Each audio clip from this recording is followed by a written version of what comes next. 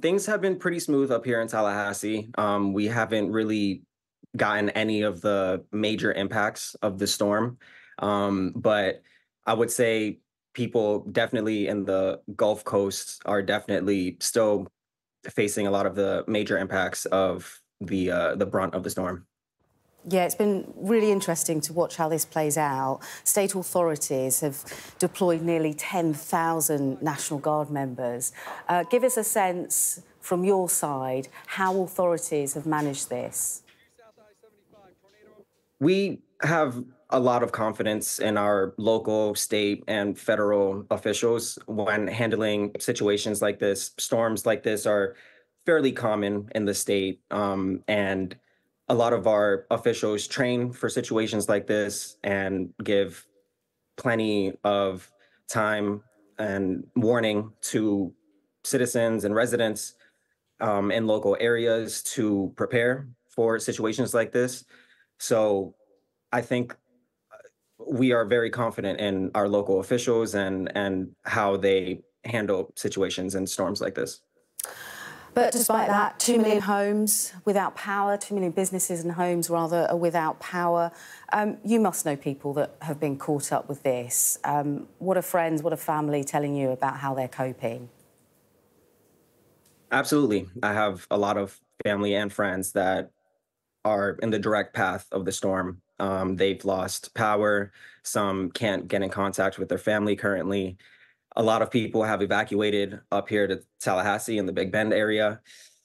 So it's kind of just a waiting game. We have to wait until morning and assess the damage. Some of my family, some of my friends have evacuated, and they have to go to their homes tomorrow and see the extent of the damage. What do you make of some people that decide not to evacuate? It it is a bit of a Floridian thing to kind of not evacuate or stay because again, these storms are very common and just part of the lifestyle of living in the state. I would say it's definitely unwise, especially if you're living on the coast and coastal areas. The threat of flooding and storm surge are definitely there and pose a very deadly threat. But some people definitely enjoy the risk that comes with these storms. At some point, there will be conversations, won't there, about rebuilding, recovering. That's going to be a really important question for so many people. I'm just seeing across social media that Taylor Swift has donated $5 million to the hurricane, that's Hurricane Helene and Hurricane Milton. The US has a long history, doesn't it, of big celebrities getting involved and trying to help those communities most affected.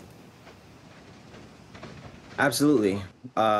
When things like this happen, communities come together, they support one another, and we band together and we help our neighbor, and it's a beautiful thing wrapped up in an unfortunate event. How does this compare to Hurricane Helene? The storm surge is definitely very similar. A lot of hurricanes and these storms pose similar threats. Obviously, the flooding, the storm surge, the wind damage, the power outages. Again, it's hard to assess the overall damage of this storm in particular.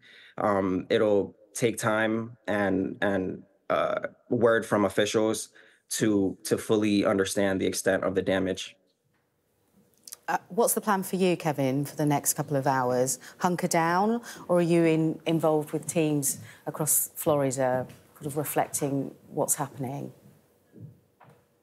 Just keeping my thumb on the pulse, seeing what the word is from local officials.